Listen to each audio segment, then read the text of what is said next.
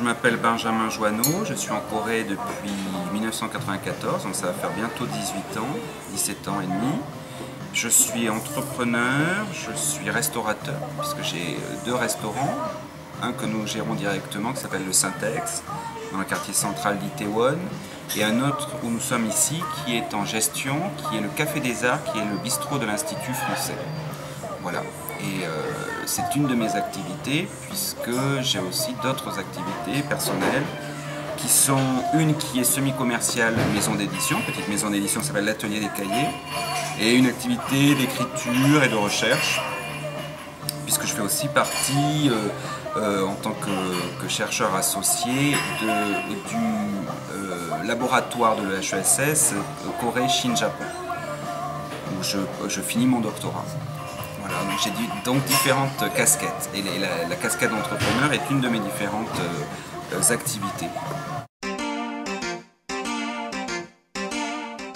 Le déclic et la motivation a été un peu le hasard de mon parcours en Corée. Je suis arrivé par hasard ici puisque j'étais envoyé pour la coopération des services nationaux en tant que professeur de lettres classiques au lycée français. Et je suis tombé amoureux du pays, j'ai eu envie de rester plus longtemps.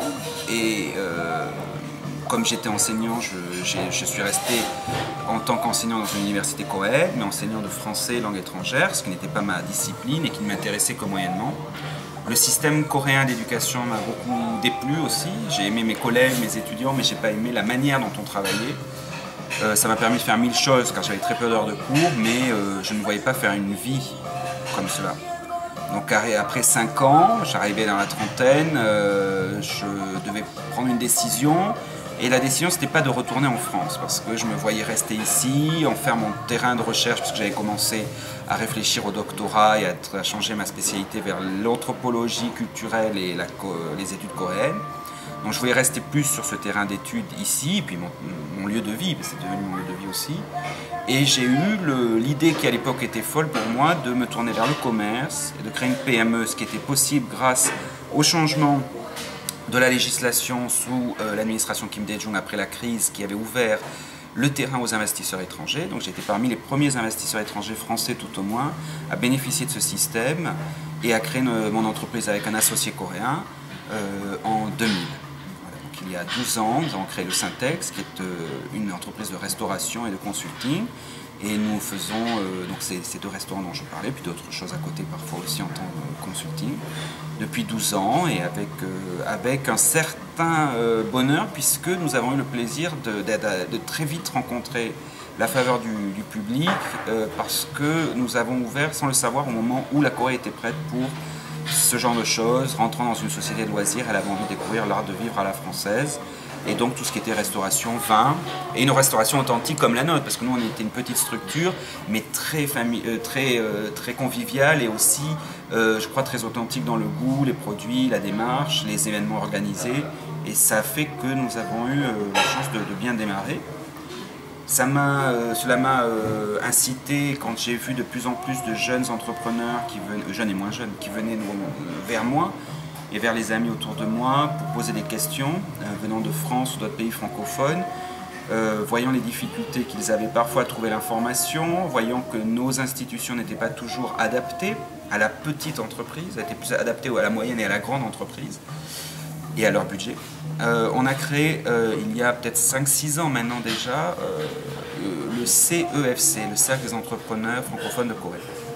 Donc je suis à l'origine de l'idée qu'on a concrétisée avec des amis autour de moi français, et c'est une autre structure qui aide les entrepreneurs, parce que je crois que l'entrepreneuriat, sous toutes les formes possibles qui existent, est une très bonne solution pour des jeunes qui souhaitent s'installer dans un pays comme la Corée, ou pouvoir continuer une activité qui est la leur, mais pour laquelle il leur faudrait un revenu régulier. Et voilà, moi j'en suis l'exemple. Je pense que moi, mon but, ça n'a jamais été d'être restaurateur à 100%, ce n'est pas mon background, ce n'est pas mon histoire, même si j'adore faire cela, c'est devenu une passion. Mais je voulais trouver un équilibre entre un travail qui me donne une certaine indépendance, une autonomie financière, et continuer mes activités plus intellectuelles. Et je crois que ça peut être très utile en période de restrictions budgétaires, de difficultés, de pénurie de recrutement dans la fonction publique et dans les postes d'université, etc. Pour beaucoup de personnes qui ont une activité qui relève plus, je dirais presque du hobby maintenant, et qui ont besoin en revanche d'un point d'attache financier. L'entrepreneuriat dans un pays comme la Corée, ça peut être une très bonne idée parce que la Corée, pourquoi la Corée? Parce que c'est un pays dynamique, encore économiquement en croissance, qui offre des possibilités. Et du moment qu'on a l'argent, la somme initiale qui est demandée actuellement, c'est 100 millions de won pour l'investissement initial. Les démarches sont très simples. Très facilité. Il n'y a pas les problèmes que l'on trouve dans d'autres pays de la zone de mafia ou de corruption. Ce n'est pas trop grave en Corée. Donc c'est un environnement qui est relativement soft. Donc c'est autant de raisons de tenter la chance. Surtout si vous avez un projet derrière lequel vous avez envie d'être à 100%. Là, moi, je propose une alternative qui est une alternative intégrée, mais je pense que quelqu'un qui ne ferait que ça a d'autant plus de chances de réussir encore mieux et de pouvoir développer des choses parce que nous sommes aussi dans un pays où il y a une grande curiosité et une grande volonté d'accueillir du nouveau. Voilà. Donc je pense qu'en France, on a certes pas de pétrole, mais pas mal d'idées encore malgré tout. Et ça, on l'oublie un petit peu. On a une créativité, on a une variété aussi de spécialisations qui peuvent être toujours très intéressantes à exporter. Et donc il y a de la place ici pour beaucoup de jeunes entrepreneurs. D'autant plus qu'on a maintenant le visa vacances-travail, qui est un système extraordinaire qui permet à un jeune de venir, donc un jeune parce que c'est moins de 30 ans, pendant 1 an, en Corée, tout à fait légalement, pouvant travailler à hauteur de 6 mois sur ce visa, faire des mi-temps, faire des temps complets, peu importe, un stage en entreprise, apprendre la langue, découvrir le pays, pour savoir si oui ou non c'est vraiment le pays où il veut commencer à travailler, pour avoir une connaissance du pays avant de se lancer, parce que c'est vraiment mon conseil, c'est ne pas se lancer parce qu'on a vu un reportage sur France 3 et qu'on a trouvé ça sympathique, que les Coréennes sont mignonnes et qu'on aime bien la K-pop. J'ai vu des gens arriver avec comme ça finalement un bagage qui était très arbitraire et très léger, et je crois que c'est dangereux. Passer au moins 1 an ici pour sentir l'air du temps, voir un petit peu les différences culturelles, apprendre la langue. Et ça, ce visa vacances-travail, si on a moins de 30 ans, c'est une occasion extraordinaire de faire cette année-là, qui est aussi une année d'études de marché par exemple, avant de se lancer. Il y a 1000 manières d'être entrepreneur. Pas nécessairement l'entrepreneur battant du modèle du XXe siècle, l'on a un peu caricaturé. Dans la petite et moyenne entreprise, il y a 1000 formes. On peut être un passionné de musique, créer sa petite boîte ici pour aller jusqu'au bout de son rêve, monter son groupe ou son label ou autre chose. On peut être comme nous un petit éditeur, on peut être... vous voyez, ce que je veux dire, c'est qu'il faut imaginer la PME, l'entrepreneuriat, comme aussi une possibilité de réaliser ses rêves, en synergie et pas nécessairement uniquement un rêve de commerçant.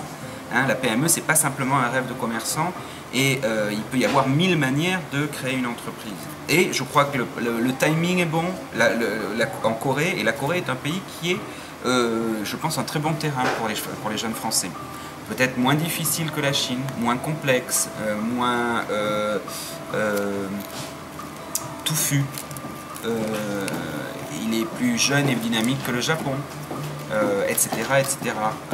L'Asie du Sud-Est est aussi intéressante, mais ce sont des pays souvent instables, qui sont aussi déjà pas mal colonisés par les Occidentaux et les autres pays, en termes économiques, pour le tourisme principalement, et puis qui sont aussi souvent des pays où on peut rencontrer beaucoup de difficultés en termes de corruption. Donc ça reste des terrains de possibilités, mais je pense que la Corée, il y a encore beaucoup à faire en Corée, contrairement aux autres pays de l'Asie de l'Est. Oui, la gestion des ressources humaines,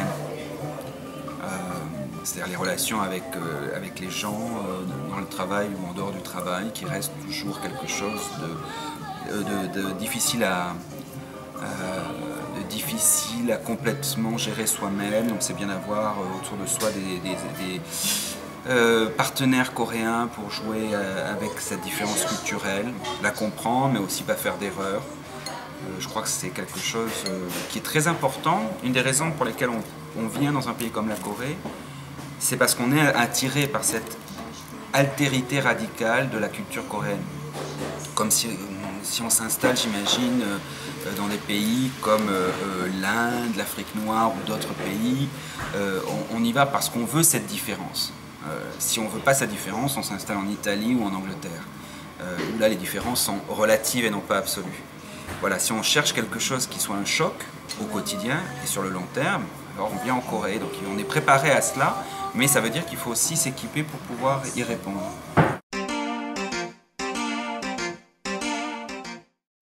안녕히 계십니까?